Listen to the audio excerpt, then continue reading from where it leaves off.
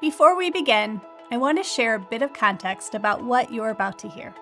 This conversation with Ed and Gayle Villalba was recorded back in 2022, 2 years before I ever came to Life Action. At the time, Ed and Gayle asked me to record this interview as a gift for their family. I wasn't thinking about podcasts or public audiences. The goal was simply to preserve their story, their memories, their laughter, and their reflections on life, ministry, and faith, so their children and grandchildren would always have it. What I couldn't have known then was how meaningful this conversation would become for so many more of us. Ed and Gayle share their life story with warmth, honesty, and deep humility.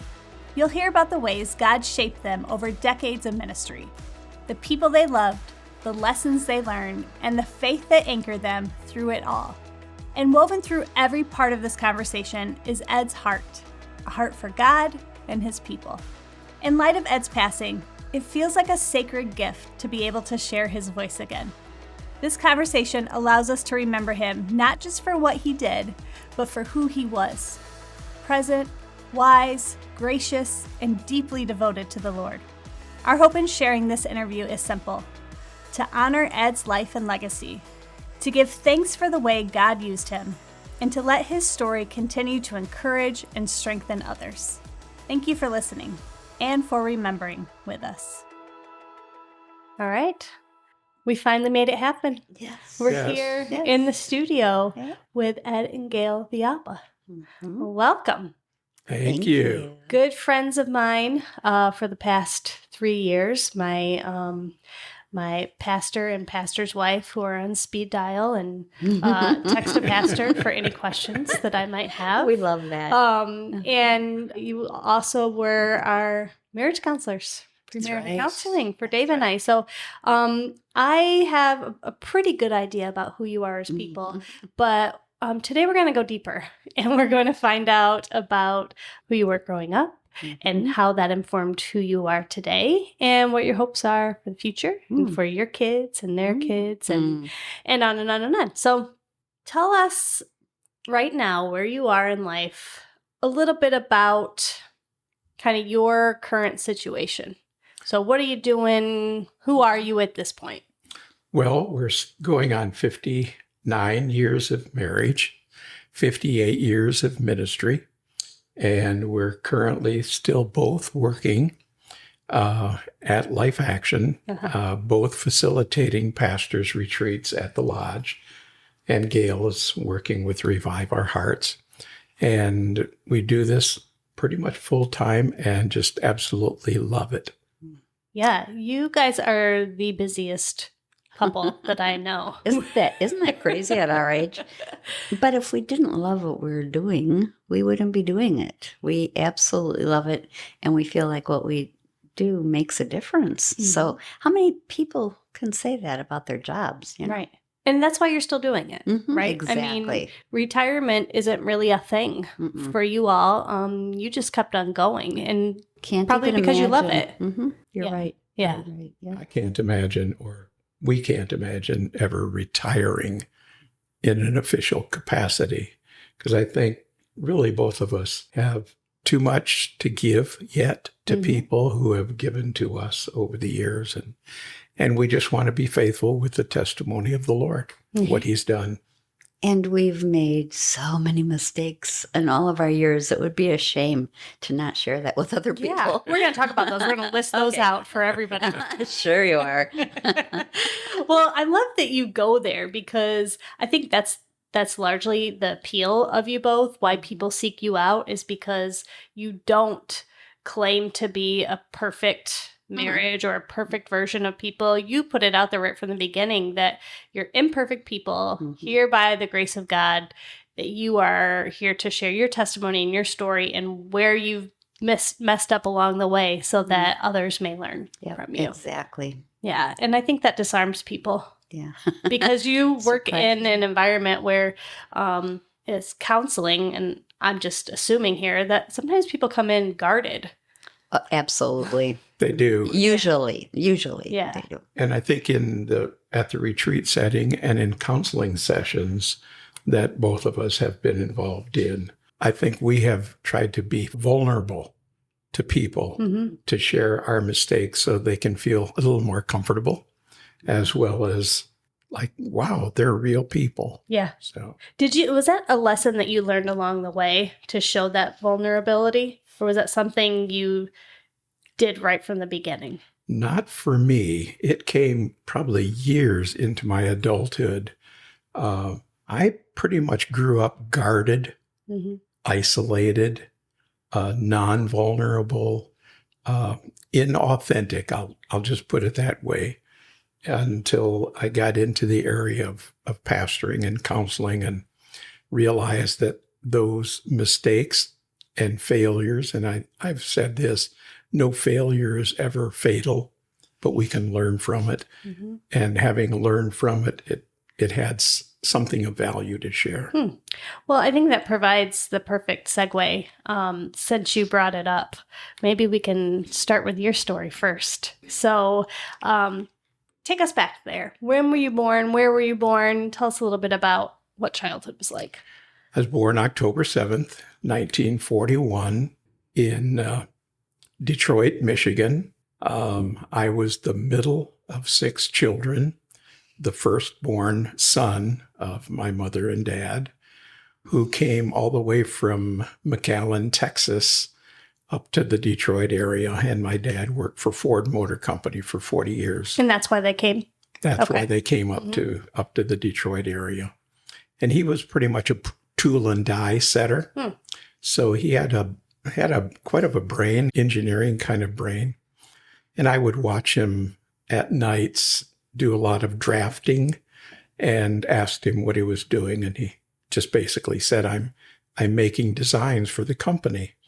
Little did I know that the designs that he made, he would sell to the company and get a commission on them. Wow. And that's how we went to Mexico every year for our vacation with his commission money. What was in Mexico? My mom's parents and my dad's parents. We started going to Chihuahua, Mexico, the first few years of my young life. And then all the parents there were deceased. And then we continued going to Monterrey, which was the home of my mother and her siblings, her brothers and sisters. And some of them are still in that particular area. So it was a little difficult. I say I grew up in a dysfunctional family, and my family put the DYS in dysfunction. But it was a tolerable situation, but to me as a child seemed intolerable. So it was painful, difficult growing up. And I think that's where I learned to almost become OCD, because I tried so desperately to try to please my father and never had an affirmation or a word of affirmation from him.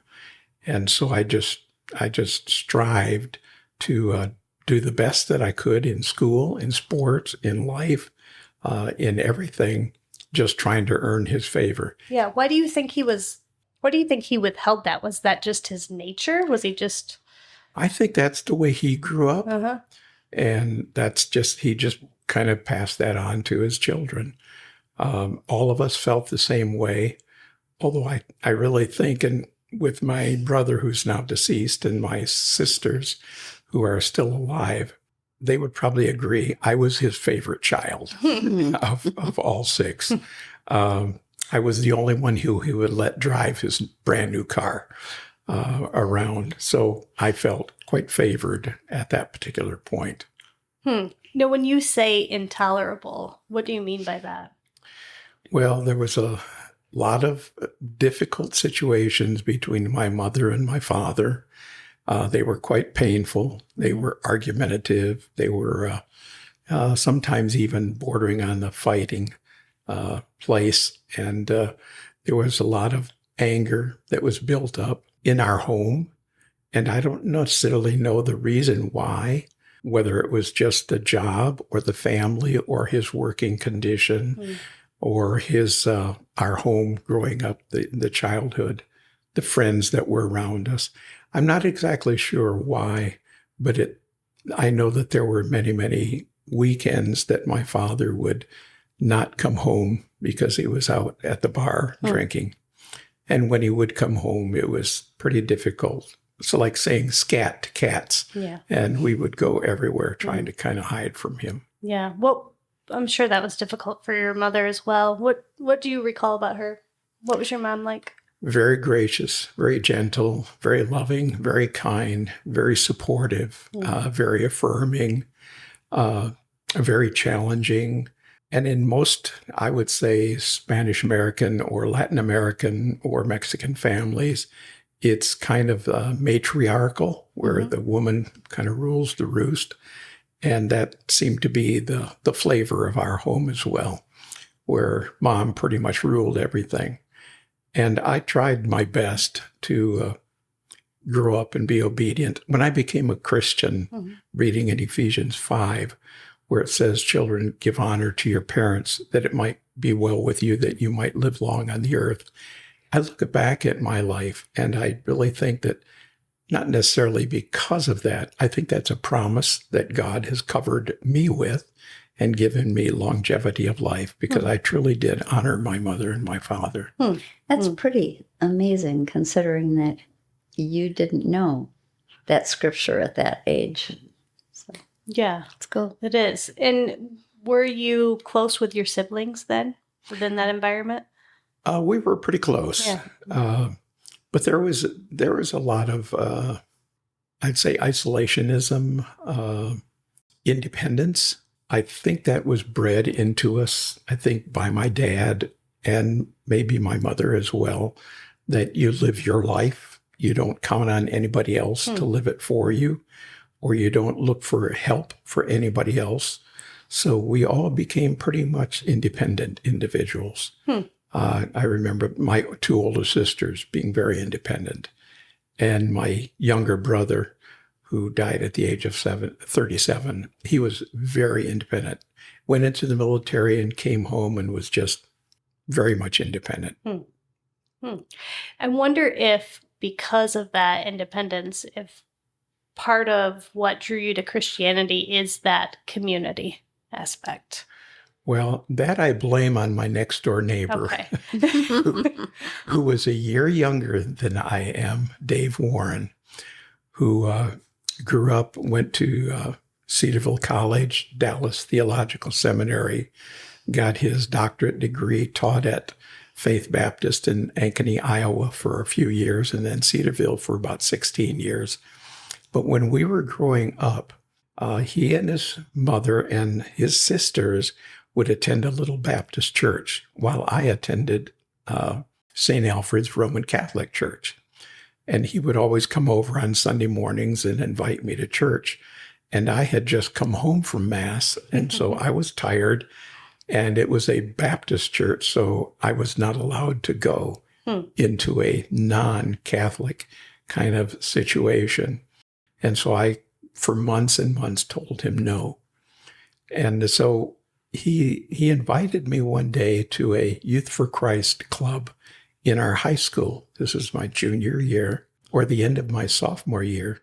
And I kept refusing. It was on Wednesday.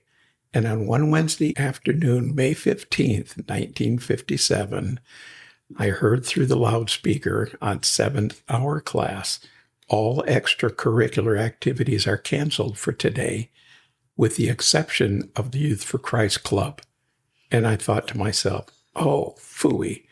Now I know he's going to beat it past my locker and want me to come.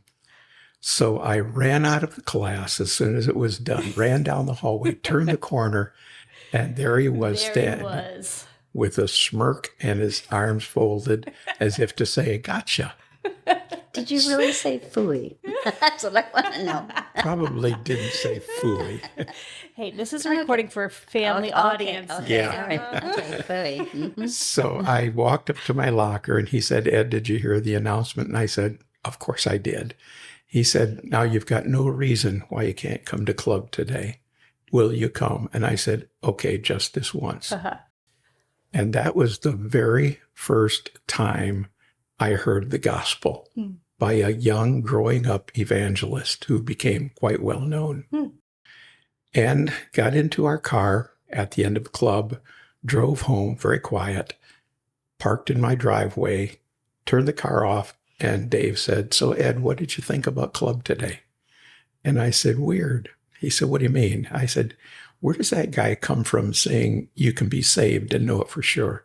I said, "Nobody knows for sure, not even the Pope." And he said, "If I could show you what you had to do, would you do it?" And I said, "Dave, I've been doing for 17 years. What more do I got to do?"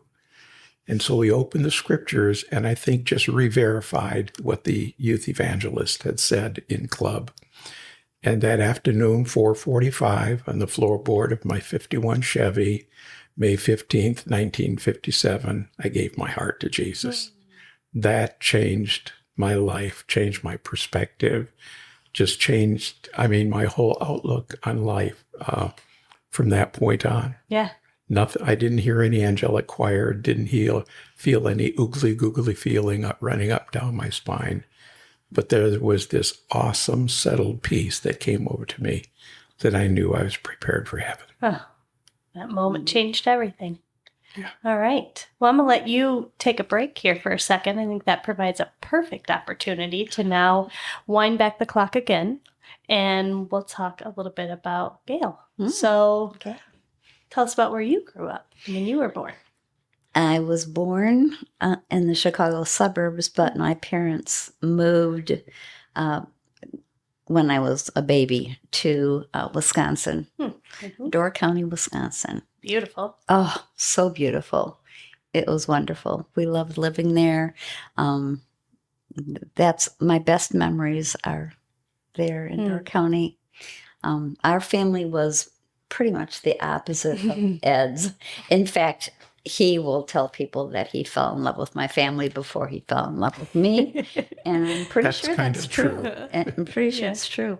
My parents loved each other and loved the Lord and brought that into our home.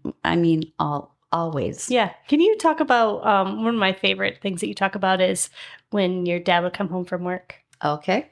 My dad was a school teacher, and my mom was a stay-at-home mom. And this was back in the day when, women wore dresses during the day to stay home. And before he would come home, she would put on something fresh, put lipstick on, bake something, and make a fresh pot of coffee. And Dad would come home. It was probably 4:00. And we knew to stay out of the living room. That was their time. And they would catch up on their day, and she would serve them coffee. And it was just the sweetest thing. I love that. Yeah. I was pretty surprised when my husband didn't do that for me. When I got married, I thought for sure that's how you did it. Yes, they set quite a high standard. Yeah. So that was my mom, my dad. But my dad made coffee in the morning and brought my mother coffee in bed every morning that he was alive until he died at 70. So, I just had this amazing, beautiful picture of family and marriage. Yeah, storybook. It really was. It really was. Yeah, and you had siblings? Yes, I have 2 sisters and a brother, and we're still pretty close. We live all over the United States, but we're tight. Yeah, and talk a little bit about your heritage. My parents, their parents came from Sweden, so they were immigrants and settled in Gladstone, Michigan, and Iron Mountain, Michigan, right? And so they came here from Sweden, so that's my heritage. In fact, if you visit Door County, Wisconsin, it's very Scandinavian. Yeah. A lot of blondes. Yeah. Yes. So growing up was idyllic. Did you do you have memories of attending church with your family? Yes. Okay. Yes. I can't remember not attending church. And my uncle was the pastor of the church, and my dad was the choir director. They didn't have worship leaders then. It was choir directors, and he was good. He was very good. In fact, my dad was cutting edge for the age that he was a choir director. Huh. He brought in new music that people hadn't heard before, and some of the older folks would sort of shake their head and not understand. I mean, and that was way back Yeah. then. So we laugh about it That's now. funny. But and he was good. Yeah. So that's the way I grew up. Did he have long hair and No, he didn't have jump long around? hair. That No. wasn't a thing. Well, was it interesting growing up in a family where you had that close connection to church, but also family members played a leadership role? I assume you had a very early education in how the church actually works, more than just coming on a Sunday. Yes, Like the yes. back end of it and like the messy business of people. Right. I think I was shielded from a lot of the messiness because I was a child, but my dad was very intentional about having family devotions. And so after dinner, we had family dinners together, and afterwards he would take out the Bible and share some truth with us from Scripture. That's actually how I came to know Jesus. Okay. I was very young. How old were you? Oh, I wish I knew. Probably 5. Mm-hmm. And it just so happened that we were talking about heaven and hell that night. And I surely did not want to go to hell. So, and my older sister led me in a prayer of receiving Jesus into my heart. I didn't understand lordship or, repentance at that age. That came later, but I know there was a big seed planting when I was that age. And it's really all I knew. So when you think about the messiness of church and, I don't know, hypocrisy or church splits or anything like that, I learned all about that as an adult, as a pastor's wife. So I just didn't know that as a child. I really didn't. And my parents probably did, but they didn't talk about it with us. Sure. So Sure. And so did you, you went to high school there in Door County and then? No. No. We moved when I was in junior high. Okay. To the Chicago suburbs. Okay. We moved to Arlington Heights. Okay. So For that work? was, yes, my dad took a new position in a larger school, and that was a huge move because we loved where we lived. It was hard for all of the kids and my parents, but it became a really good life. We got connected with a good church. My uncle had already moved, and he was a pastor of the church where we attended. Okay. Yeah. So, it was good. It became a good move, and that's where I went to high school, and then after high school, that's when Ed came to the area, and we met. And that's when you met. Okay, Yes. so we're going to join your stories here in a moment, but I'm going to switch back to Ed, and I'm going to go back to May 15th, 1957, because he's in the driveway of his family's home on the floor of the car, accepts Jesus into his life, changes everything, but now he has to walk through the front doors where his family probably didn't know that he attended that and might not be well received. So can you take us to that? Yes. I came into the house, and it was my brothers and sisters were pretty much gone, doing their own thing, at least. A couple of them had already graduated from high school, so they were married. So it was just my younger brother and 2 younger sisters. And they were doing their own thing. And so I didn't know how to really formulate the words, but I tried to tell them probably several days later about that I had accepted Jesus into my heart. And my mother said, well, that's good. That's good. But you'll still go to church. And I said, oh, I'll keep going to church. So I continued going to St. Alfred's Church for the next year, but got involved in their Bible quiz team through Youth for Christ and started memorizing books of the Bible for this quiz team. Because in high school, I was very competitive in everything that I did. So I thought this was just one more way to show my strong hand. And we won city championships. We won the state, and we moved on to nationals in my senior year. But none of that altered my communication with my parents. So there are many times where I would try to witness to them after dinner or in the evening. And it was just kind of met with, well, that's good for you. But, that's not our family. A year later, when I left the Catholic Church and started attending this little Baptist church where Dave was attending, and then wanted to get baptized, that's when kind of the fur hit the fan. And I remember a Sunday afternoon kind of going round and round with my mother and father about getting baptized in this Baptist church. And she said, "You've already been baptized. You're baptized as a baby. You don't need to be baptized." And I said, "No, that was as a baby. I didn't know what I was doing." I said, "Now I do. And it's on this side of salvation, not the other side of salvation." And so on and so forth. So there was a kind of a heated debate between my mother and father and I. And about 5:30, just before I was going to leave for church to get baptized, my mother turned to my father and she said, "Felix, do you have anything to say to your son?" And he turned away from the television and he said, "From now on your own. Don't expect any help from us." Now, I knew that didn't mean that I was going to get kicked out of the home, but it's like there was a detachment that occurred, and I couldn't depend on them for anything else. So I think that made my independence even stronger and my isolation a little bit stronger. Yeah, that seems so painful.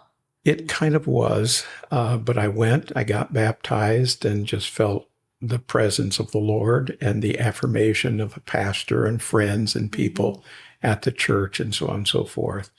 And then in this club became just good friends with other believers. And I think that's when I think the trajectory of my life was really altered. Because at 12 and then 16, I had made a commitment in our catechism class and then in confirmation at 16 that I would go to, I can't remember the name of the school in Detroit, but I would study to become a priest.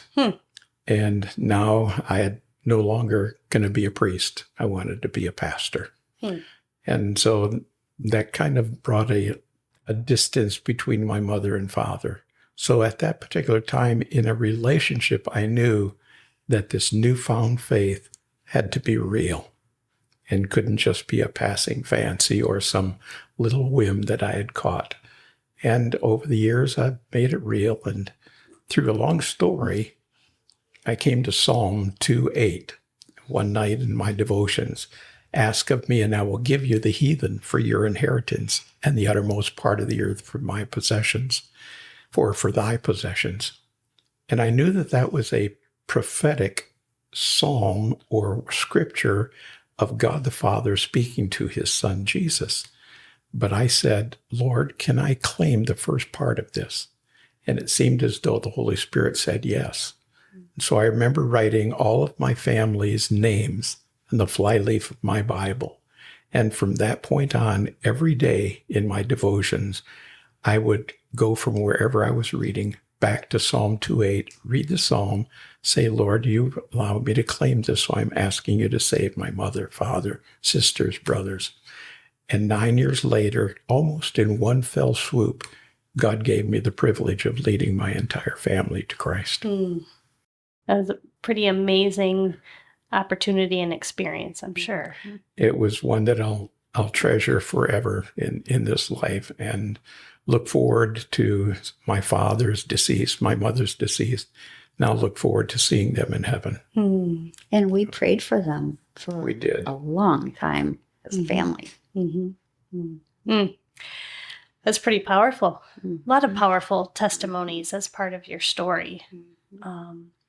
So you always knew you wanted to be within the church. So you talked about wanting to be a priest and then changing that to a pastor. Why do you think that is? I'm not sure, but at age 12, when I finished my catechism class and came home, and my mother said, "So what do you want to do with your life?" And I said, "I just want to serve God the rest of my life."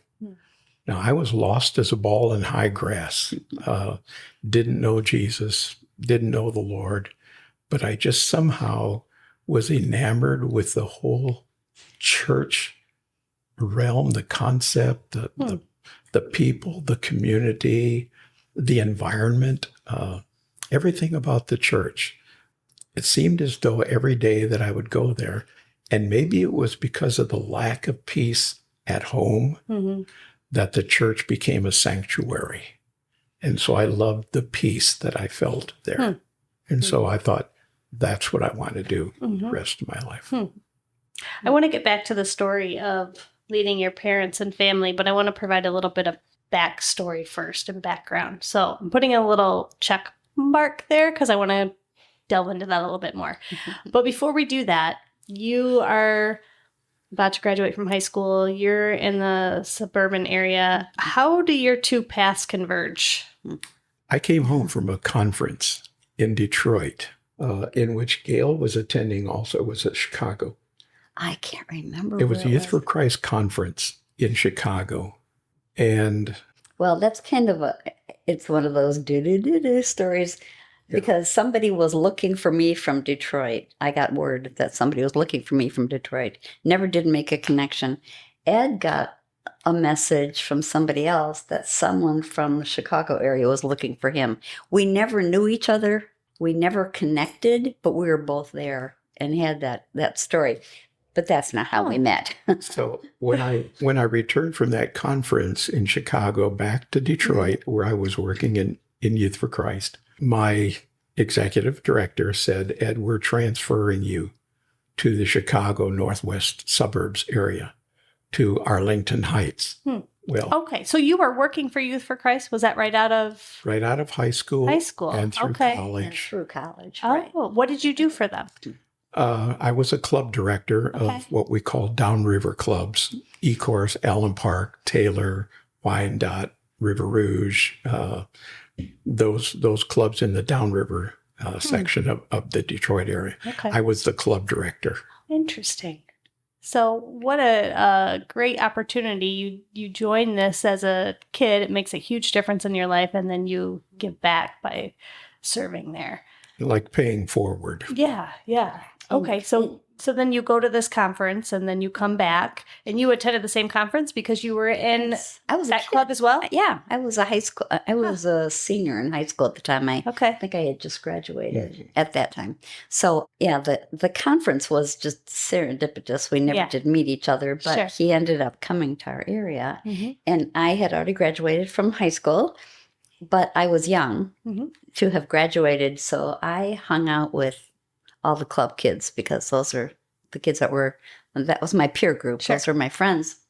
And Ed was the new club director in Arlington Heights. Oh, wow. So he came to one of our, we had, softball games, big fields. And I was with my friends watching the game. And the director brought Ed over to meet all of us. And it was a pretty exciting game. No one even looked up, They were all just rude. And I was the only one that said, hi, Ed. And he squatted right down and started talking to me, which was very nice. I sort of wanted to watch the game, but he was a really good-looking guy. And keep in mind that he was 4 years older than I, which when you're 17, that makes a huge difference. Huge difference. It really does. So then you can take it from there. I got up and walked away with the executive director. And I said, Clayton, who was that gal? And he said, that's Gayle Kaysen. And I said, I think I want to marry her. Oh. So is that really what you said? That's really what I said. Why did you feel like that? What was it about Gayle? Well, I say it now and I said it then. She was a hottie. She still is. Not she true. still is. She's a former cheerleader, beautiful blonde, and just communicative. I mean, she talked. She was just a very pleasant person. Then come to find out, probably just a couple of weeks later, as I attended the church that her dad was the music director at, her mother said to her, does Ed have any place to go to for dinner?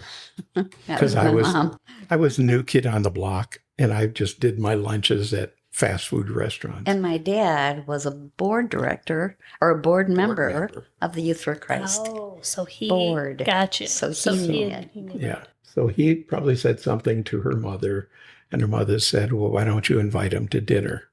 So then I found my way to their home to dinner and sat across from her, and I thought, this has got to be awesome. Not only did I meet her on the ballpark, but now I'm having dinner with her. Yeah. And it was just to me confirming in my heart, like, I really do want to marry this We gal. didn't date for quite a while because he didn't realize that I had graduated from high school. And he Okay. wasn't allowed to date Sure. club kids. Right. So, but in a couple months. Did you have similar feelings? Do you remember? I thought he was really neat. Mhm.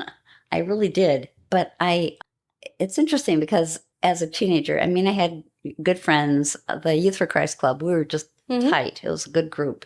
In a public school, that was the lifeline. But I thought, I'm probably not going to get married forever because these guys are my friends. Yeah. And we tried dating a little bit and it didn't work because it was just, we were two good friends. Yeah. And then Ed was like, oh, somebody new and a little older. However, I wasn't instantly smitten by him, but my mother and dad adored him. And to this day, I believe that he fell in love with them and they with him before it ever even occurred to me. Yeah. Yeah. So, and I have a brother who is 2 years older than I, and they became good friends too. So, If I can interject this, I thought for quite a while that her parents were the parents I wished that I had always had. And they were just loving and very affirming of one another. And that's what I had always longed for and missed. Yeah. So after that first dinner, did you become a regular at the Kaysen household? Pretty much so. Yeah. Yes. yes, he did. And you became friends with her brother, and yes, and eventually found out that that he could date me. I wasn't in high school. Okay, so how did you ask her out on the first date? I Or really what was don't the first recall. date? Okay, all right, I do. You called and asked if I wanted to go to Riverview, which was like a big amusement park in Chicago. It was a big date, right? A really big date. But have you heard his voice? That's what got me. He has an amazing voice. And I thought, I like the sound of that voice. So I said, sure, of course. And I asked my parents, and they loved him already. Right. So they were probably sitting home just yes, they were very happy. Yeah. Very happy. In fact, well, that's another whole story. Our first date is another whole story, but I got home very late. And my mom was worried about me until my dad said, well, she's with Ed Villalba. And then my mom said, oh, she's in good hands. Yeah. But we're here for those stories. So back on up, right, Miss Gayle. Okay. All right. We want to know the first date story. All right. Well, I'll tell you my part. Okay. Riverview was a real fun place. It's like Cedar Point now. I mean, Riverview has long closed down, but and going to Chicago was a big deal. But this is before all the interstates and everything. So it was, a good hour something drive from Arlington Heights to get there. And here's when you're dating someone, you don't think and I was young, you don't think of how expensive this is. Riverview was expensive, gas, the whole thing, parking. So we went to Riverview, had a great time, went to get a bite to eat, and then went to pick up his car. And he didn't have enough money to get the car. And so here's what he did. He was appealing to the attendant, and he said, oh, man, I just need to did they have cash machine? How did you even do that? We didn't have credit cards. Did you write a check? I wrote a check. But you had to get it cashed somewhere. I had to get it cashed at a gas station. He left me in the parking garage in Chicago as collateral. Well, you're valuable. You can't make this stuff up, really. So there I was in downtown Chicago. Would never do that today. 17 years old. As your mother is at home worrying your dad, saying, don't worry, she's with Ed Villalba. Yep. That's what happened. I think I got home at about 1 or 1:15. Ed was totally embarrassed because he didn't realize how expensive it would be. So, but he wanted to impress me. Yes. Oh. Well, what he did was make an indelible memory for me. But it was all Was good. it a good first date then? Yes. Yeah. It was. Yeah. I liked him. Uh-huh. And what did you think about that first date? It was fun. Yeah. It was awesome time. I mean, adventurous, and I think I've always been adventurous, but I don't think that was quite being adventurous. I think that was being a little stupid. Not having enough money to pay Young love. for the parking fee. Yes. Well, who can? I mean, it's parking's ridiculous. Who wouldn't have much money? So after the first date, then you're both smitten. How long? What's the process of? Well, we terminating? dated that year, got married the next summer, right? Mhm. How did you propose?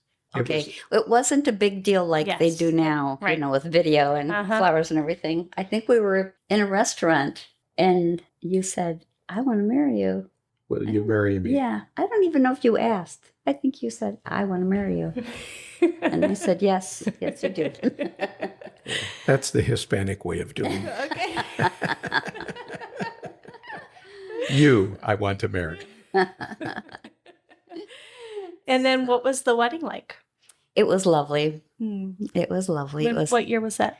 We were married in 64. Okay. Yeah. Small wedding, big wedding. Big. Pretty good size. Mm-hmm. Yeah. We went all the way to Chicago for our honeymoon. Oh, fancy. Did you have enough for parking? Weekend. Yeah, we did have Yes. enough for parking. Okay. Yeah. So, yeah. And then shortly after that, we moved to Zion, Illinois, because Ed wanted to start making money. Okay. We wanted a family. We wanted to provide for our family, and Youth for Christ wasn't cutting it. cutting it. And you didn't even have insurance, did you? No, So how old were you when you got married? 22 In and 18. 18. Wow. Yeah. And so when did you have Jody? When I was 19. Oh my goodness. Yeah. So I was young. We were kids. Yes. We thought we were mature, but newsflash, we were kids having kids. Yeah.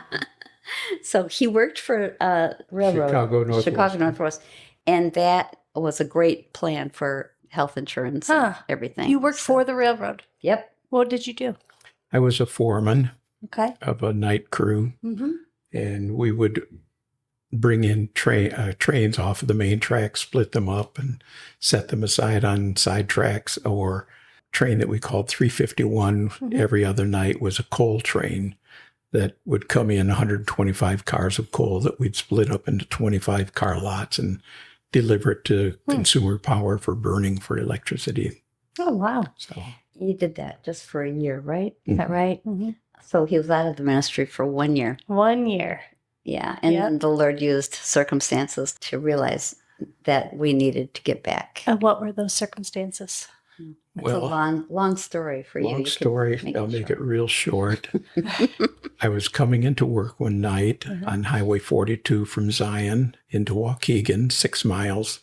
And just before you get into the city of Waukegan, there's a deep ravine. And there's usually a bright light at the base of the ravine overhead. And the light was out that night. So it was absolutely pitch black.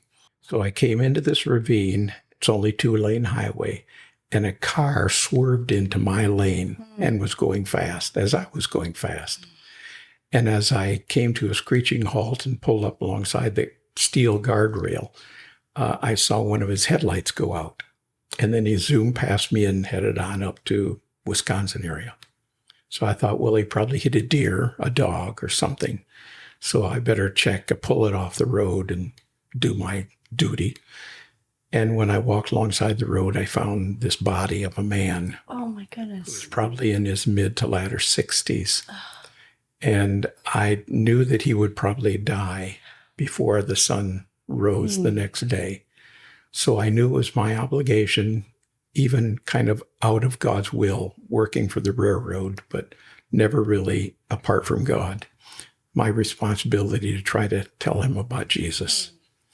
So I brushed his dirt away from his head and tried to cup his head in my hands and tried to speak the gospel into him, and he spoke nothing. So I went through the plan of salvation twice, and the second time I said, if you can hear my voice and you can't even say the words, but know in your heart, Jesus saved me, say those words in your heart. And after I had said that, he just kind of breathed his last breath and gushed a fountain of blood all over me because he was hit from the stomach and all of his intestines were shoved into his chest cavity. So he's bleeding out of every portal of his body. Well, that was kind of a scary situation. Nobody was on the road at that time. A couple minutes later, a guy pulled up with a CB radio. I said, get on the horn, call the police, call an ambulance, call somebody. Well, the man who hit him turned himself in the next day and said, I hit something. And I appeared in court and was his witness that undoubtedly he couldn't see the man. Sure. Because the man was right in his lane and he couldn't do anything other than to swerve and try to miss him. So that was one incident of a life and death situation. And a few weeks later, it was a blustery storm. I'm the foreman. One of the guys in my crew came in inebriated, so we put him in a caboose and made him sleep it off. That meant I couldn't sit in a warm, toasty engine all night while the other guys passed signals. So we're using this 351, taking it down the sidetrack. So I walked down about a half a mile to the half part of the train to the guys who were at the end going to make the cuts and turn the switches. And it was rainy, blustery. I mean, thunder was just loud. Lightning was flashing all the time. I'm getting wet. And I'm thinking to myself, this is stupid. I got to be out here. And that guy in the caboose is sleeping it off. So I'm angry with the guy. I'm angry with myself. I'm angry with God at allowing the whole situation. So I swung my body weight with my light and cut sheet into the inner part of the train, which you should never, ever do to move between moving cars, where there's supposed to be a rung of ladders. Well, there wasn't any, so I slipped and fell. I could have fallen across the jamming knuckles, and there's only 4 square feet of space between the track and the knuckle and the car and the other car. Somehow bouncing back and forth, my feet hit right in that feet area. And it's like I was immediately catapulted out. And it's like, I don't have that kind of strength and I'm not that fast. Wow. So I found myself leaning against a fence and my light hit the spot where I had fallen. And then the lightning stopped, the rain stopped, the wind stopped. And this voice said, Ed, what are you doing here? And I said, Lord, I'm here out of your will. But if you'll give me a chance, I'll get back in and I'll never leave again. So at that moment, the rain started up all over again. And it was probably, I came home early that night, told Gayle, I said, we're done at the railroad. It was probably 6 weeks later, we were in our first youth pastorate position. What was that in your memory like? It didn't surprise, I mean, obviously I didn't know all the trauma that he had experienced that night, but it didn't surprise me when he said we need to get back into ministry because I knew that's where his heart was. Yeah, sure. I was scared. I was young. We had a baby. A baby. Yeah. We moved to Plymouth, Michigan was our first associate pastor position as youth pastor. And it was hard. It was a real hard church. We, cut our teeth on that experience. It wasn't, you talked about earlier about, the stuff that goes on in churches, and I was too young to know. Well, we learned. You found out. we found out the hard way. But God's grace was all over us in those experiences. I want to talk about that experience, but I want to ask about Jody. So, because she's going to be listening to this. Oh, yeah. So, I want to know what it was like when you had your first baby. Oh, my goodness. I didn't know what I was doing. My younger sister, Anne was 8 years younger than I, came and helped me. My mom was working in a jewelry store in Chicago, so she couldn't take off and help me. We lived how far away from my folks? About 40 minutes. Yeah, so my sister Anne came, and she was just a child too, but she helped me a lot. And we had just a little garden level apartment, and she stayed with us for a couple weeks, I think. I got real sick when Jody was 2 weeks old, and I had strep throat, and I was nursing her. And back then, the medication that they would give you, the antibiotics, were so strong that you couldn't nurse a baby. So for, was it 2 days, I was unable to nurse her, and she had never had a bottle. And when I got on the medication, she cried, I think, for 6 or 7 hours, screamed she would not take that bottle until she, was just starving to death. 2 weeks old. Poor little thing. I know. So when our son was born 4 years later, I said, he's going to learn how to take a bottle right away. So we don't have to go through that. But yeah, Jody was delightful. She really was. An easy first baby. Oh, not easy. No. But just joyful. Just joyful. Ed would come home at the end of the night. Were you working second shift? I was working like midnight. Midnight shift. And he would sort of half wave to me and go right into the nursery. You were like, wait a minute, when my father got home. Yeah, that's right. This isn't the way it's supposed to be. But it was fun. So you were smitten from the very beginning. Oh my goodness, so smitten. She was really the delight of our lives and the delight of my heart. She was. And our children, this is how things are different. Stacey, you're learning now about how old we really are. Because back in that day when Ed was a youth pastor and there were activities, he wanted me to be with him. He wanted me to interact with the girls, and I wanted to. Sure. And Jody would just come with us and adjust. Now everything is, regulated around a schedule, and you must be home at 7:00, and the baby must go to bed and its own bed and everything. And oh my goodness, she was so flexible. If she was out late, she would sleep late. Yeah. It was really a good life for her, and the kids loved her. The young people, of course. Well, you were really growing up together. Oh, I mean, when you're 19, totally. oh my goodness, yes. Just you're still a kid raising a baby. Right. Yeah. You're right. And then that was our first associate pastor, and then we went to we had a wonderful experience at our next church. Well, so your first church again, how long were you there? Just a year and a half. Okay. Yeah. And you kind of hinted that it was a little bit difficult. It was difficult. Yeah. And what did you learn from that, though? Because you learned something from every stop along the way. Absolutely. Every experience becomes a learning point. And I say to pastors now, it's something you learn by, live through, and you grow in. And I think I learned that I was still finding in her dad, kind of the dad that I never had.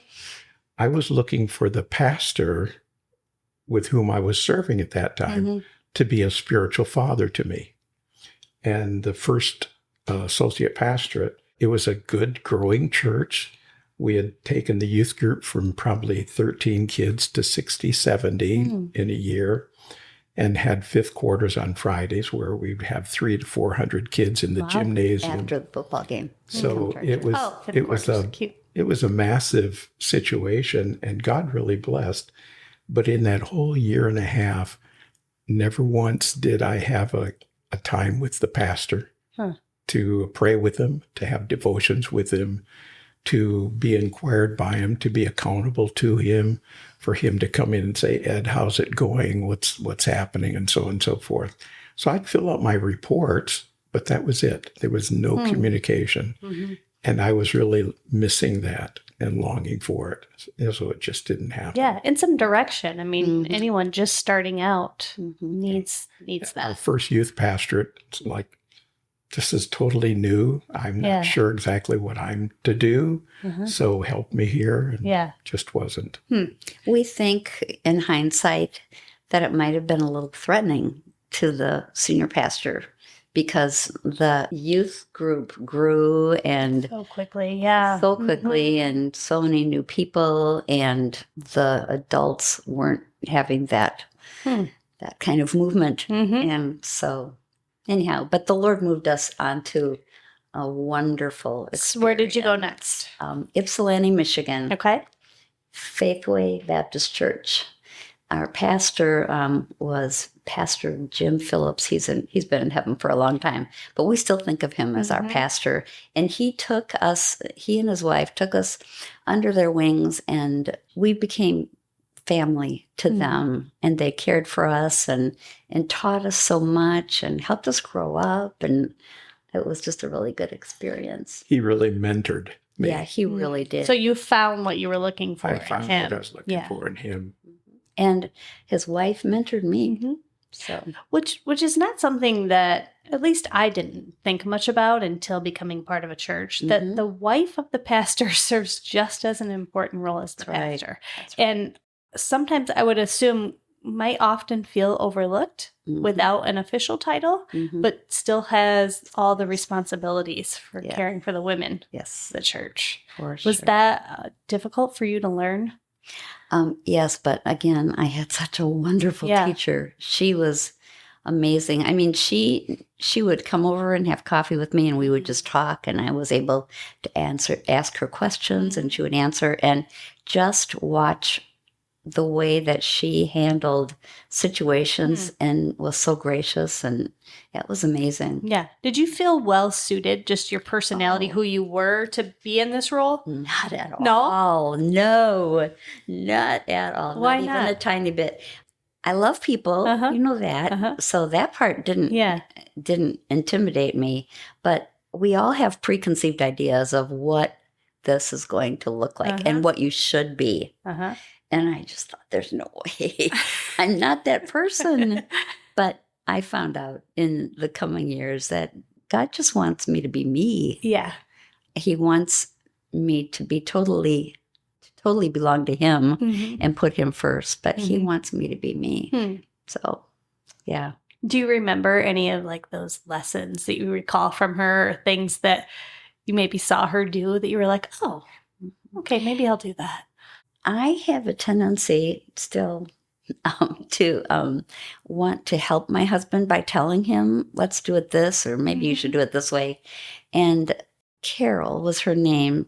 I just saw her be so gentle with her husband, and she would still make recommendations and suggestions, but it was never a mandate, and it was never, you don't know any better, let me take care of this. Sure. It was always gentle and kind and loving, and so I hope I've learned some of that in all those years. So I think something that I've seen in Gayle that I saw in Carol was one of the Proverbs says, in her mouth is the law of wisdom, and she speaks kindly. So I saw that in Carol, and I've seen that in Gayle, that when she does speak, she speaks with wisdom, and there's a kindness to her voice. And many seek her out for her wisdom. Yes. Mm-hmm. One of the things that I learned from him, and something that I've rephrased, what you do in faith, don't undo in doubt. And so he was very faithful as a husband, as a pastor, as a father, as a friend, as a mentor. And the things that he would lead us into as a church were always the right things, and things that I know that he had spent, or we had spent time in praying about every morning, because we would pray together every morning and have devotions together, which is something I absolutely love. Yeah. Yeah. And how long were you there? Oh, 3 years. You were serving as youth pastor? right, Okay. at least 3, thinking maybe 4. Yeah, it could be And 4. around what years was this now? Where are we at? Oh boy, I always think of how old our kids were. We had Tim while we were there. He was an infant until about 3 or 4. Yeah. So yeah, about 4 years. About 4 years. And then we accepted our first senior pastorate. Yeah. And when was Tim born? Tim was born in 68. 68. Okay. And talk about when he was born. Oh, well, first of all, Ed was sure. We were so excited that I was pregnant. I mean, 4 years is a long time. Yeah. And Ed was sure that God was giving him the son that he had prayed for.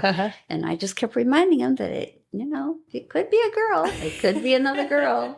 And this was before gender reveals and learning yes. about... Or ultrasounds. Yes, or ultrasounds and learning about all we that. didn't know. So, but he said, you're going to have a boy, and his name is going to be Timothy, and I'm going to be his Paul.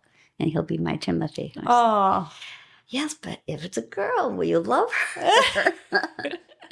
So Ed wasn't at all surprised when we had No. Tim and he was a boy. oh, And he was a beautiful boy. Yeah. Oh my goodness. He was almost too pretty to be a boy. So, so that and what do you remember about when your son was born? I just remember the joy of knowing that God was right and true in his answering a prayer, that I had prayed for a son, and the Lord kind of gave me this impulse. Yes, you're going to have a son. You'll call his name Timothy. So when he was born, it was a delight. And he became almost a child to the whole youth group. Yeah, he did. They loved him. They adored him. They came over to our house a lot to just be with him. So he got a lot of special attention. Yeah. And in those first years, he was just an absolute easy child. Jody was hardly a fuss. Jody, she knows this. So it's not a big surprise. She was a strong-willed child. She was very determined to do her own thing. Yes. And now when she gave her heart to Jesus, she became just as determined to do the right thing. Yeah. But she started out strong-willed, and she was a handful. Tim was the opposite of that. He was the compliant child. So I tell parents, watch out for the compliant child, because they'll bend with the wind. The strong-willed child has its roots so deep that they're not going to be moved by peer pressure or things like that. So just an interesting observation. Tim was just an easy child. Yeah. So, So they're growing up within youth group, and then you get the opportunity to become a senior pastor. yes. Okay, so talk about that. Well, we've had several senior pastorates. The first one in Port Huron, the second one in Bremen, Indiana, the third one at Fulkerson Park Baptist, which is now Redeemer Church in Niles, Michigan. It's something that I thought I had always wanted, because going way back to that first day in the little Baptist church, when the invitation was given at the end of the service, being formerly Catholic, I was looking for a confessional booth.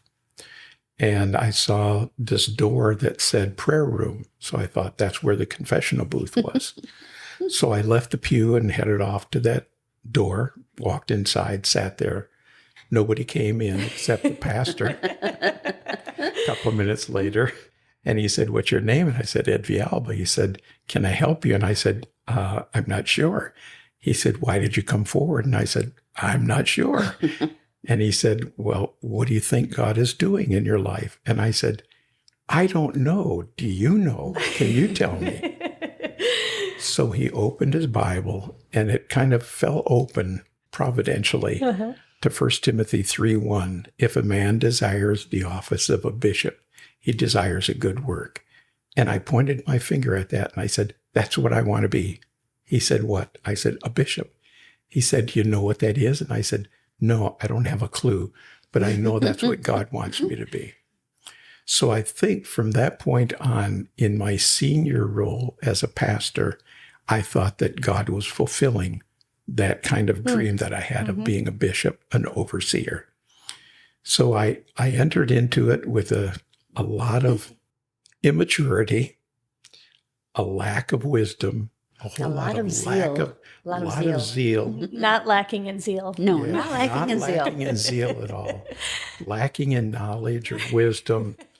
There were things that I did that probably I never should have done, directions that I took the churches in that I probably never should have. Not anything violently wrong, just kind of they weren't prepared for the transition that I was about to persuade them into. So it was pretty difficult in the first two churches of being maybe just a little bit bold in my leadership and adventurous in my steps of faith, and my vision kind of wasn't their vision, or I didn't really communicate it well enough for them to understand. So they were somewhat short-lived, 5 years and 2 years. And then we came to Niles, and that was just an absolute blessed time. 15 years. We loved the people loved us. And when we left the church to come back to Life Action, it was a good leave, but we left well. Yeah. Huh. Gail, what was it like from your perspective then?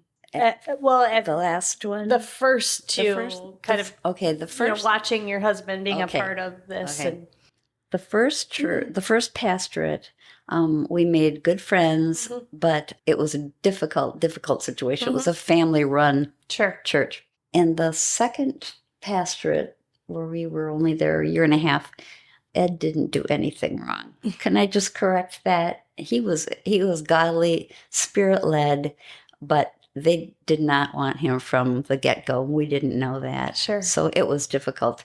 But God doesn't waste anything, and he taught us such great lessons. Like what? Well, he taught us forgiveness because we had friends that had hurt us, And Ed was better at that than I was. I was hurt and didn't understand why they would hurt my husband like that. And God really showed me through his word and his spirit that I needed to let go and forgive them and tell them and talk to them about it. So that was hard. Yeah. But sweet. Yeah. Anyhow, and the gentleman of the couple passed away a few years ago, and I thought, so glad I did that. Yeah. So glad. Anyhow, that was a hard leave. But again, we've always tried to leave well. We don't want to besmirch the name of Jesus. Yeah. But Fulkerson Park, we loved that church. I loved that church. It's a small church. It was under 200 when we left. We went to Granger Community Church. Before from there. Fulkerson? After that. Okay, so talk about Fulkerson, because I know it has just such a special place in your heart. Is. It's anywhere you are for 15 years. Yeah. And your kids are moving around. Was that difficult, moving and moving and moving? Yes. Yeah. Kids were they got married while we were there. So, okay. Yeah. The second church was hard on our son because he was real involved in the youth group there. And Jody was already in college. So it wasn't an issue with her. But Fulkerson was hard to leave. We loved that church. Yeah. Ed had personally led people to Christ there, and I had done Bible studies. Yeah. We 15 years is a generation. It's a family. It was a family. So Ed had started to counsel part-time at Granger Community Church. They needed a counselor, and they asked if he would do that part-time. And Fulkerson graciously said, yes, you may do that. The board said, yes, do that, because we can't give you a raise financially. That church was really in a bad place. So we didn't have things like, retirement and all those things that you have in an established larger church. So they said, sure, do that, and that'll help us a little bit income-wise. But then in about, 6 months maybe, Granger said, we'd really like you full-time. Please come full-time. When was that? It was in 1995. Okay. Yeah, that's right. Okay. So anyhow, I was again I did not want to leave Fulkerson. Yeah. First of all, Granger Community, I know their mission is great, but it was huge. It was bigger. It was huge even back then. It was bigger then. Oh, really? Than it is now. And I didn't know those people. Yeah. I couldn't find anywhere where I would have a place to serve. Fit in, plug in. They didn't need me. Yeah. So Ed wisely took me away for a weekend down southern Indiana. Yeah. Got a nice room, brought his Bible, and he said, let's talk about it. Ask me any questions you want. Give me every hesitation and every concern you have. And he said, well, let's just look. This is my husband. Let's just look and see what the Bible has to say about a move like this. And then he handed me the Bible, and he said, you pick where we're going to read, because if I pick, then I know the Bible and Sure. I'm picking some. Yeah, food. I can. Yeah. I can tell the story any way we want it to go. Yeah. Anyhow, I can't remember the passage now. It was Malachi. I knew Ed would remember it. Anyhow, we prayed about it, and I thought, yes, Lord, you want me to do this hard thing. So, but again, it was such a good way to leave Fulkerson because the people loved us. We loved them. They gave us a wonderful gift when we left, and we still have constant contact with people there that are still our friends. So we went to Granger Community Church. We were there for 10 years? Oh, really? Yeah. Ed So was serving as a counselor there? I was the pastor of care and counseling. Okay. Which meant that he did all the counseling, basically, but also did a lot of weddings and funerals. Oh.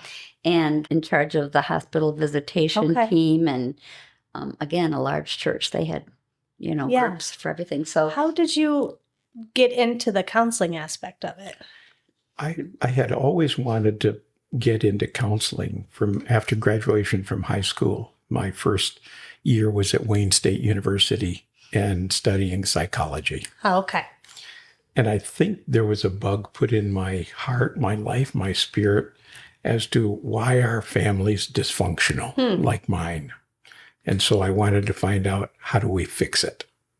And so I think that's kind of put me on that path. Gotcha. And throughout our married life, really been in the area of counseling. Yeah. Have you been, there are some types of people where other people just naturally gravitate towards them if they have problems. They're like the person that people want to talk to. Did you find that was a common theme in your life, that people would come talk to you? Yes. Oh, yeah. Yeah. Both of us. Yeah. It's like they would feel, well, use the word safe. Yeah. That they felt like we were safe, that we could be open. Sure. We would listen well. And I think that has just been in the counseling advantage for us. Mm-hmm. Yeah. As a pastor, he was a great pastor, but he was such a good counselor. So that was always a strong part of who he was. So yeah, he had a wonderful ministry at the Granger Community Church, and the people loved him. But then after 10 years, the director of Life Action, we missed the whole Life Action I want to part. go back to that because you said we went back to Life Action, and I didn't know that you even were at Life Action before. So rewind. Yes, we came to Life Action from our associate pastorship in Ypsilanti, Michigan. Okay. Because Life Action was just a small little traveling group at the time, and they came to our church, and we were pretty impressed with their message and followed them around for a while. What did you do for them? Oh, we just attended the meetings wherever they were at the time in that area. Okay. And then we had a meeting one night, late into the night, by a swimming pool at some hotel with Del Fazenfeld. And he said, "Don't you think it's time that you pray about coming with our ministry?" And so we did. And that's when we moved here to this area. Okay. And that was 76. So we are rewinding. Yes. So that's how long were you with Life Action? Yeah, from 76 to 84. Yeah, 8 years. Wow. Yeah. So you traveled around. What was your role with Life Action? I was a seminar director. Okay. So I taught the family principles, pre-sessions before the service. And then on Saturday, I would teach what was called a PLS, Parent Leadership Seminar. And during the week in a Christian high school, we would teach what was called Master Control, which is today our 12 cutting commitments of Lordship of Christ, genuineness of salvation, authenticity, walking in the Word, filling of the Holy Spirit, so on. Those things, we would teach those in a Christian high school in like 2 or 3 or 4 days, depending upon what time they would allow us to teach. Interesting. And what were you doing, Gail? I worked part-time for a little retail company just to help us because our support was just pathetic. And everyone was on support, support based. So, yeah. And you had the kids. Yes. Yeah. Yes. And we attended Fulkerson Park Baptist Church at the time. Huh. So we already had. So then connections you there. came back to Fulkerson Came and you had back. already been there Right, attending for right, 8 years. Right. Interesting.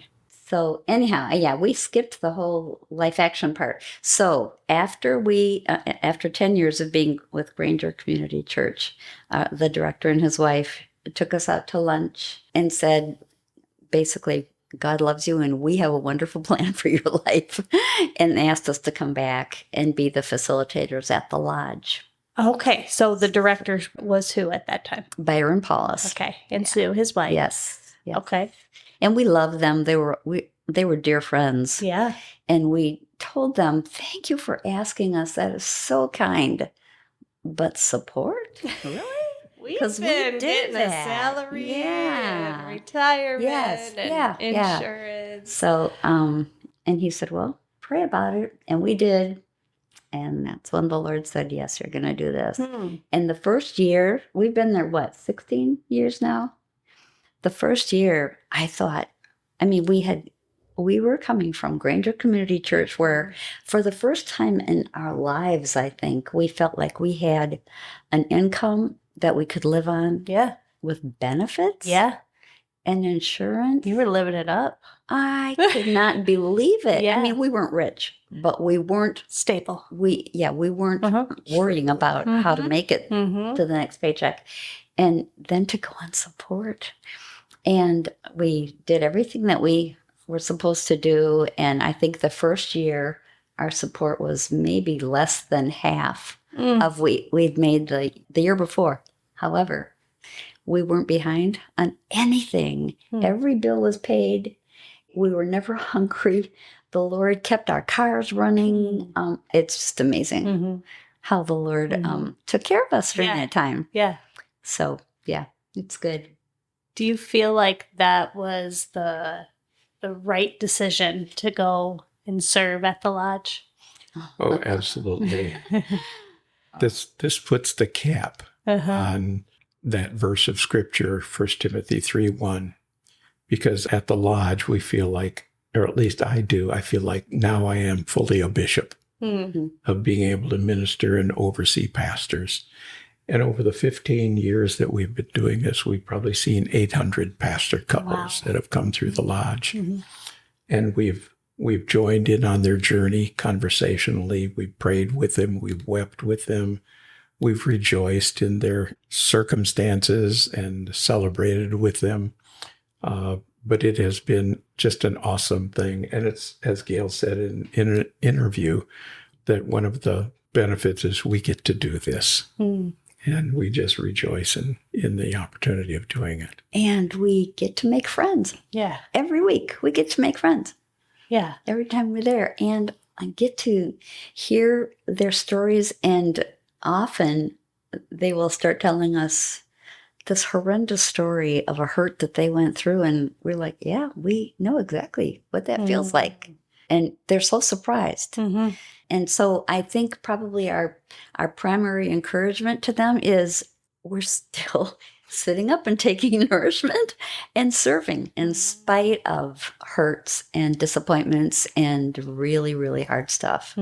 So, yeah. Do you believe that your role there is to provide that support and guidance? I guess talk about why this is such an important place for them to come, and like what are they facing in their lives typically when they come to see you?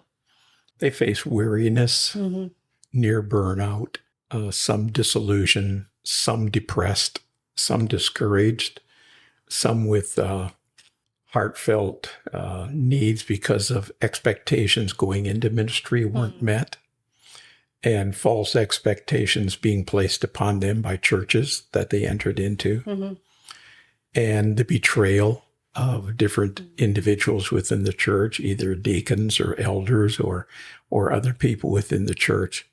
And they have nowhere to turn. A wife can hardly turn to her husband because it'll just bring greater discouragement on him. And a husband doesn't feel like he can unload on a wife because that will just separate her from people. And so it's like they build silo ministries, both in their marriage and in their ministry. So the lodge is, I think, a vital place for them to come and really take the tape off and the bandages off and reveal the scars and the wounds. Some are healing, some have healed, some are still bleeding and need caring and attention to. And I think what people have found most generally, and we've heard this in so many comments that have come in at the end of the week, that they were glad that they came into, one, a safe place, two, that Gayle and I have been vulnerable, that we've shared our hurts, our wounds, our pains, and it has helped them to understand that we are at our age where we are and still faithful in ministry, loving the Lord, and wanting to serve him. So it's a motivation to them. So I think one of the things that pastors so desperately need today is, and I know that the Lord is their hiding place, their rock, their refuge, their covert from the storm, but they need a face to put with that encouragement and that comfort. And I think they find that at the lodge. And the wives don't have anyone to talk to because who can you trust? Who are you going to? Well, if you're having a problem with your husband, you're certainly not going to tell somebody else if you're a pastor's wife. But they really don't have a safe place to go. And we go to a large church. The pastors and wives who come to the lodge, most of them are in small churches run by boards.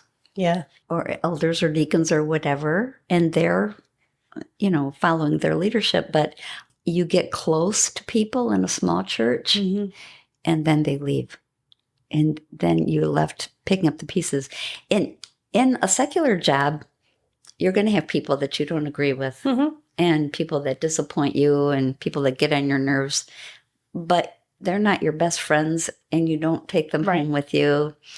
But in a church, a pastor comes to an area and the church becomes his family and their best friends. So when somebody leaves or somebody's upset about something, it hurts. Yeah. And you do take it home and it does affect everyone.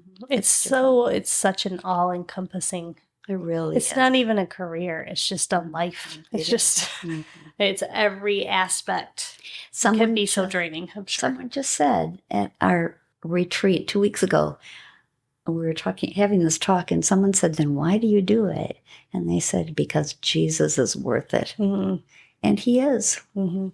He's worth it all. And we can look back now on all these years and the heartaches and the joys and say, yes, yes, yes, Jesus is worth it. And you can just probably see the beautifully orchestrated story and the different chords and the melodies all throughout that you couldn't see in the time, but now you can see how it all worked together. Absolutely. And I mean, our family knows we've lost our son. That was the hardest thing we've ever gone through.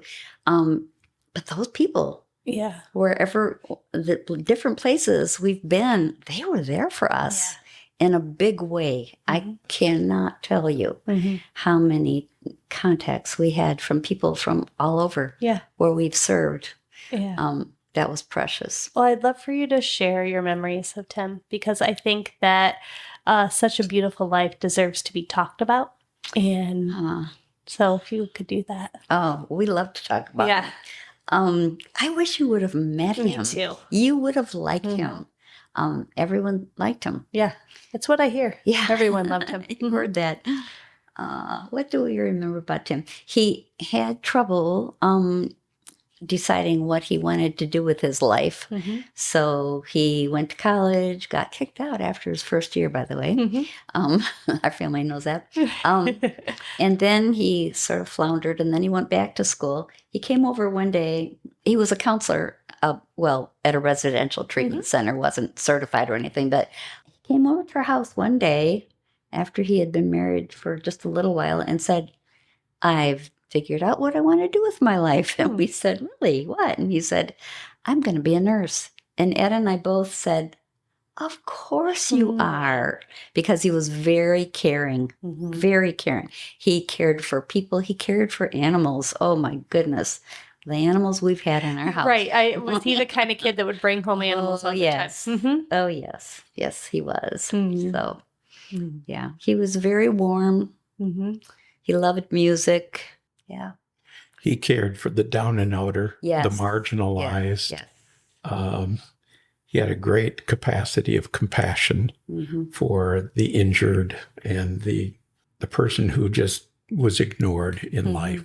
That's kind of who he attached himself to, is to try to help. He had two people living with him, two guys living in his house who were marginalized and starving and didn't have anywhere to go. And Tim said, just live here. Didn't charge him rent. Didn't ask anything of him. So, yeah. Wow. That's who he was. Yeah, he sounds like just such a kind soul. And He was. and I'm sure a lot of that comes from growing up in your family and watching parents who give to others. And He had a lot of love and respect for his dad. yeah. Tim and I would get into it more than Ed and Tim because it just get on my nerves. You know better. But yeah, we never, even when he died, we never doubted that he loved us. Yeah. And he knew we loved him. Yeah. Yeah. Oh. How I'm a parent of 4 children, so I can't imagine. But how do you get through such a tragedy? And you never get over it, I guess I don't know how to put it in the best words, but how do you walk through that and emerge from that fog? Faith. Yeah. And I think the night of his death, for a period of time, the Lord had awakened me early in the morning. And for some time I resisted it because I was so tired. But then I thought to myself, Lord, are you wanting to spend time with me? And it's like, well, yeah. So I started reading my Bible. And on this one particular night, which was November 6th, the Lord woke me up at 10:30 at night, and I'd just fallen asleep like 9 o'clock. And so I got up, got my Bible, went into the living room, put a light on, and began reading. And I just opened my Bible, just flipped it open, and it came to Psalm 69. And the basic content of the psalm is David's heart is broken in the first few verses. He said, my crying was so hard that my throat was parched.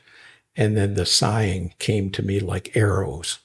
And then in verse 30, he kind of ends it up with, yet I will sing a new song unto the Lord. And so I'm thinking to myself, sorrow, sighing, song. Well, that's a great message. I'll never preach it, but thank you, Lord. Closed my Bible, went to sleep, and at 3 o'clock in the morning, the doorbell rang. I got out of bed, walked across the hallway, looked outside, and saw 2 South Bend police cars in front of our yard. And I thought, this is not good. And this probably can't be about our daughter because she's in Traverse City. So it must be about our son who's in South Bend. So I told Gail, I said, honey, there are police officers at the door. Walked down the hallway and I said, Lord, thinking of the former passage that I just read, I said, were you trying to warn me? And the Lord said, no, prepare you. And so I went to the door, opened it, and the 2 police officers said, good morning. Are you Mr. Villalba? And I said, yes, I am. They said, can we come in? And I said, it's 3 o'clock in the morning. And they said, do you have a son named Timothy? And I said, yes, come in. So they came in and they told us that they were at our son's home and they arrived and found him dead and so on and so forth. And they had scoured the house and all of the different things that they had kind of examined. So they shared with us all the information that they thought we needed and said, is there anybody you want us to call? And we said, no, we'll handle this. So we dismissed them. They left, and We sat in the dark. sat in the dark and sang together, "It is well with my soul." So, One of the first questions that Ed asked me was, is God sovereign Hmm. or isn't he? And we had been praying for Tim. Yeah. And we said, yes, he is. He is sovereign. He does know. So, but honestly, that was 3 something in the morning. And for 5 hours, we Just sat there sat. in the quietness of the darkness. I know you prayed, but we didn't cry. Mm-hmm. We couldn't. It's too big of a shock. Sure. So Ed said, should we be doing something? And I said, but I don't know what. In the middle of the night, now, I said, well, we need to tell Jody, but not at 3 in the morning. Well, we can wait. It was Saturday morning. Yeah. Why would we wake everybody up at 3? Now, she's since told us, yes, you call me at 3 in the morning. We've had talks about that. So we prayed and just, okay, here's the important part of a very long story is we sensed the presence of God in a way we never have and haven't since. It's just amazing. It's just amazing. And then, of course, in the morning, I called Jody and told her. And that's when I hung up talking to her, that's when I cried. Mm-hmm. And then people started coming over. It was just amazing. We had people coming over, bringing us things like boxes of Kleenex. Who thinks of those things? And toilet paper. And food and donuts. I mean, it was just crazy.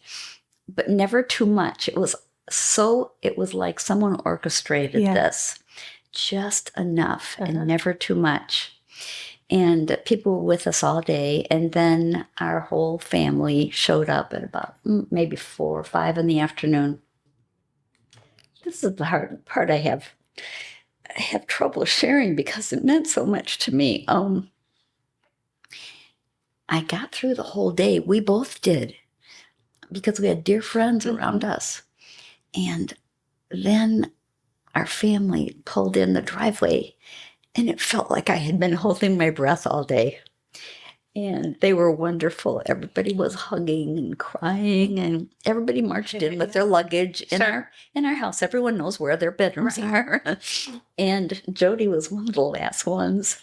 And she said, "No, Mom," after we were done hugging and crying, she said, "No, Mom, these people," because our grandkids are adults now. Yeah. "These people will have to go back to their jobs on Monday. They have jobs, but then they'll come back for the funeral, the visitation." I said, "Yes, I know that." And she said, "But I'm here for the duration." And I said, "What does that mean?" And she said, "I'm here for as long as you need me." And she stayed 2 or 3 weeks, didn't she? And walked us through all the hard stuff, insurance and bank and all that kind of stuff. Yeah. she's a CFO, so she knew a lot of things that we couldn't even think of at the time. But it was so sweet. It was so sweet to have our family there. And Rachel, Tim's ex-wife, had brought Caleb over, and so it was kind of a sweet reunion. Yeah. Even though it was very bittersweet to all be together. So yeah. But God was with us, and grace was all over our house. Stacy, I wish I could explain that to you, and I just can't. Yeah. I had a friend, one of my dear friends, came back the second day. She had already been there once. I said, "What are you doing here? You were just here." And she said, "This is where grace is. I had to come back." And that's how it felt. It felt like our house was just full of grace. And it was amazing. Yeah. Byron, Paulus, and Sue came over that afternoon and spent hours with us. And before he left, he said, "How can we pray for you? How do you think the enemy is going to attack you?" And I said, "Well, probably he's going to want us to focus on the last 3 months, which were rough with him." And we had, how many? 46 years. Good years with him. Yep. So that he said, that's how we're going to pray. And God answered that prayer because those thoughts would start coming to my head. And then I would remember, no. He was wonderful. Most of his life, he was wonderful. Yeah. So Yeah. One of the things the Lord revealed to me or kind of spoke into my heart and spirit as a thought that I've shared many times. I'd rather walk through the darkest of nights with the knowledge that God is present than on the brightest days without him. Mm-hmm. Mm-hmm. So I think we just sensed the presence of the Lord that night and in those next days, even in the grief and in the time of darkness, never a doubt, but just absolutely trusting that God is sovereign. Mm-hmm. And we believe that it was an act of severe mercy on the part of our Lord to our son, with the knowledge that we'll see him again. Yeah. Just the depth of that experience probably allows you to connect with other people who have gone through the same experience and to provide that grace. So, the Lord doesn't waste anything. And so utilizing that to allow you to help others through that time. Let me tell you that beyond Tim's death, it was probably maybe a couple weeks later that we were getting phone calls from all across the country of different ministry leaders who had lost a son and were saying, how are you doing it? Because I'm still angry or I'm still grieving or I'm still doubting just, the experience of it all. And I hear that you're doing okay. How are you doing it? And so it did prove to be an experience that God used to encourage others. We hated to be the ones through which the lesson came. Yeah, absolutely. And how do you continue to honor his legacy? Is it helpful to talk about him? Oh my how goodness, wonderful yes. he was. Yes, we talk about him a lot. We call, or Caleb calls us, Tim's son calls us every Sunday. Yeah. And there are very few conversations we have that he doesn't bring up his dad somehow. Caleb is very free to talk about him in a good way. That's good.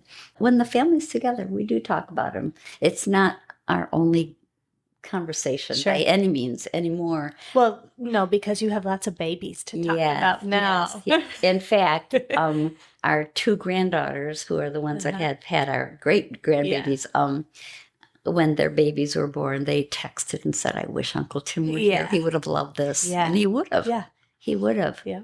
And both our granddaughters went into nursing, and it was because of Tim's encouragement. Yeah, Tim was sort of a mentor to the two girls when they were in nursing school. So Jody's two girls. Yes. Okay. And their names are? Heather and Haley. And talk about Heather and Haley.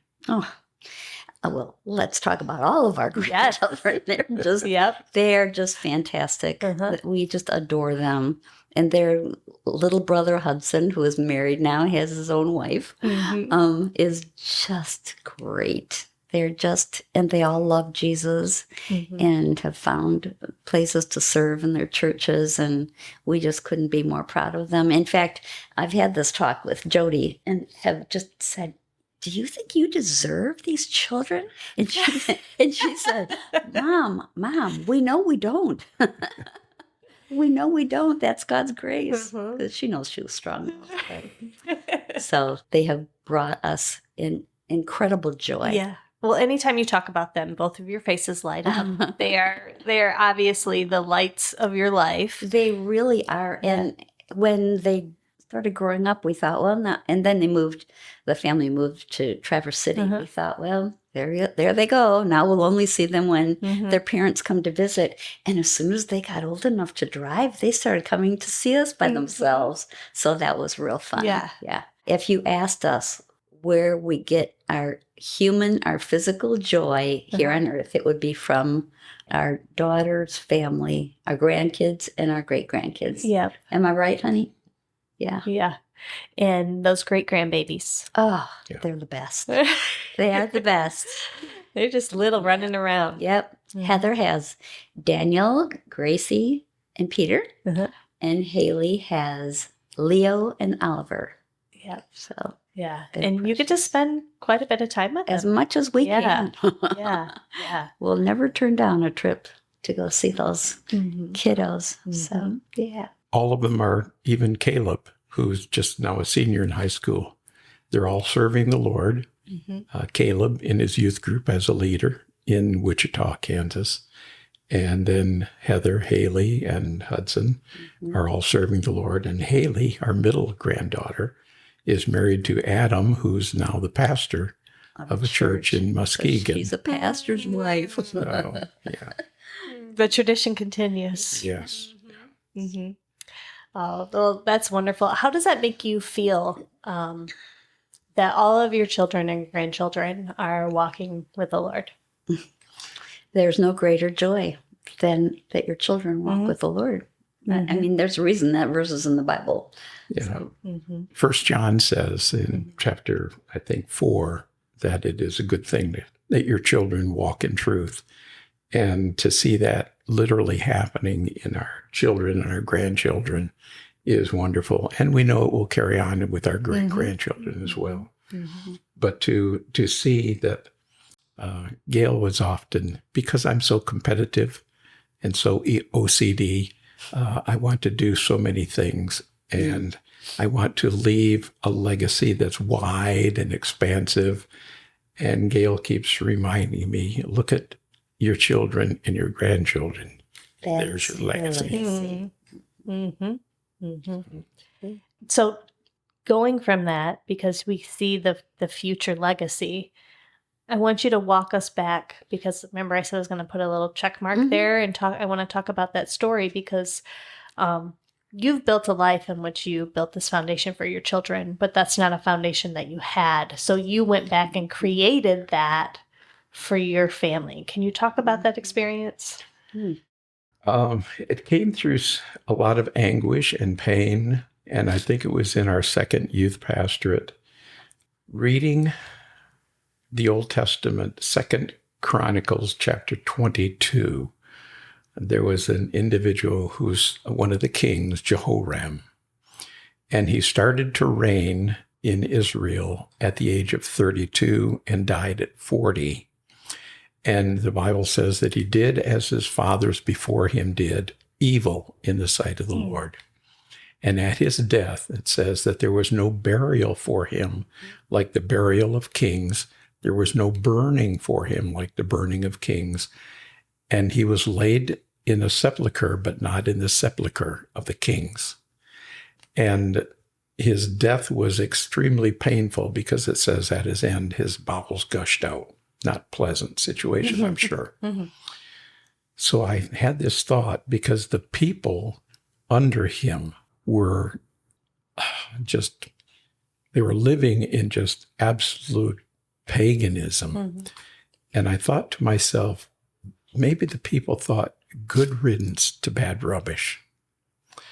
And then the thought occurred to me, as the Lord said, and so Ed, what about your life? And so I remember writing down in the flyleaf of my Bible, live to be missed, make every moment count. And I think it was that day, which was probably, I don't know, maybe 40 years ago, that I just set my sight on being the man before God that he wanted, being the husband that he wanted. It hasn't all been easy. It hasn't all been pleasant. It's been a learning curve for sure. There have been a lot of ups and downs, but I think I've never lost sight of that motive to live the kind of life that would honor the Lord and that would have a legacy that would follow. So I think in all of our years of ministry, and I've learned this because we've been in senior pastorate, associate pastorate, youth pastorate, associate pastorate, pastor of care and counseling, senior pastorate, life action. And it's like a jagged trail. But I remember years ago reading what Andrew Murray said. He made this statement: every human experience becomes the bread on which others feed and grow.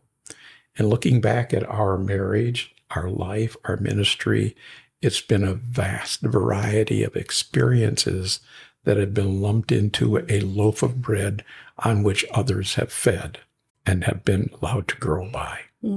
So I would just add that when we talk about legacy, I don't want to neglect the fact that we have prayed for our children and our grandchildren and our great-grandchildren. all of their lives. And when we started having grandchildren, we started, this is going to sound bizarre, Stacey, at this stage of our lives, but when they were babies, we started praying for their spouses. And I got to say, 3 of the 4 are married, and we love their spouses. Our girls picked wonderful husbands, and Hudson picked just a charming wife. So God answered those prayers. So now we're also praying for the spouses of our great-grandchildren. Yeah. We'll probably never meet them in this side of our lives, but I believe God honors those prayers. Yeah, yeah. What do you say to people who sometimes question the power of prayer? Amy Carmichael made this statement: "It is never wrong to ask the Father." So prayer is just asking the Father. And it's never wrong for whatever you're doing to ask Him. And as somebody else said, pray beyond your life, knowing that God may answer beyond your life in the death or at the moment of death or just beyond it, that God has it fixed in His plan to answer that prayer. And our personal experience, the way that God has answered our prayers, we're quick to share that with other people. So, but bad things happen in this world, regardless of our prayers, because this is a fallen world and full of broken people. Yeah. So, but we still keep praying. Do you still feel that same urgency to share that message with people? I think more than ever.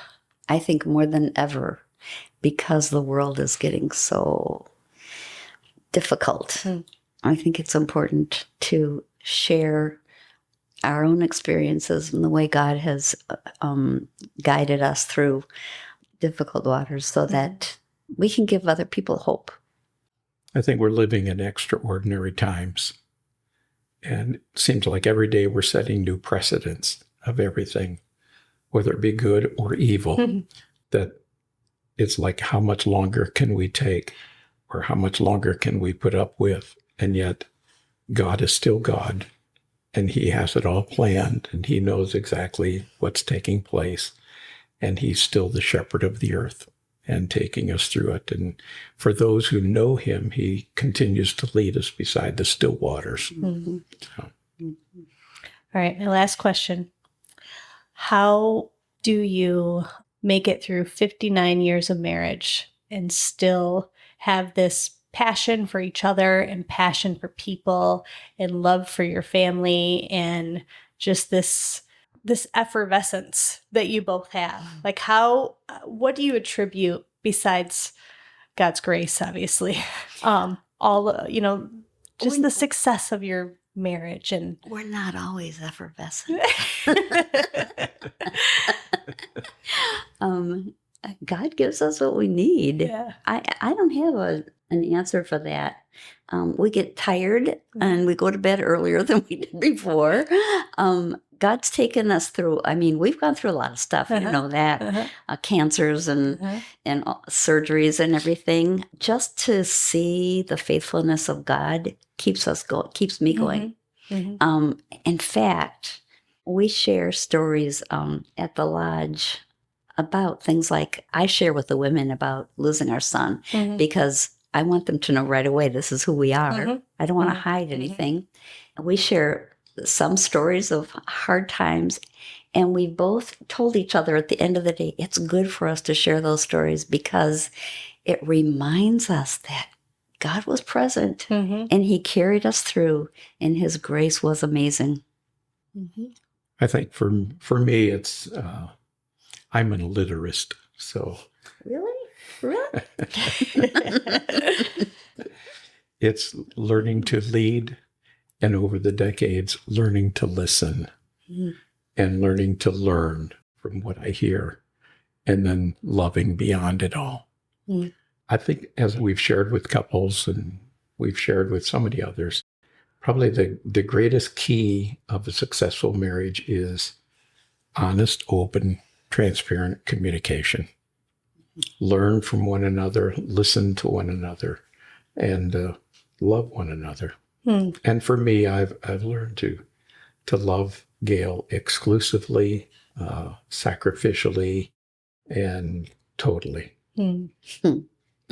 Yes, your love for each other is apparent. I think you good. loved each other well. And all right, I lied. Here's my real last question. Your audience here is your children, your grandchildren, your great grandchildren. What do you want them to know about how much you love them and your hopes for them in the future? Go ahead. Oh, because you're going to cry. You want me to go ahead? I want them, I would say, I want them, first of all, to love the Lord with all their heart. And all of those things will be added. I mean, they'll have the desires of their heart if they keep their eyes fixed on Jesus. I can't imagine anything more than that. Of course, we want them to be healthy and have enough money and roof over their heads. But most of all, I want them to have a sweet relationship with the Lord. And at the end of their lives, to be able to say, it was worth it all. I don't know that I could add anything more than that. Other than the Lord gave me a promise, Isaiah 59, 21 and 22. And these are not the exact words, but it's a covenant that the Lord has made. And he said, this is a covenant that I make with you, that the words that I've placed in your mouth shall be in the mouths of your children and your children's children, and for generations to follow. So it's like if God has put his love and his word in our hearts, that's what we want for our children, is for them to know the Lord, to know his word, to follow his path, to love their mate, to love each other, and to love those that are within their sphere of influence and understanding. Pretty good advice. Well, it's been a delight. So thank you for coming in and talking and sharing your story. I appreciate you. Thank you. Thank you.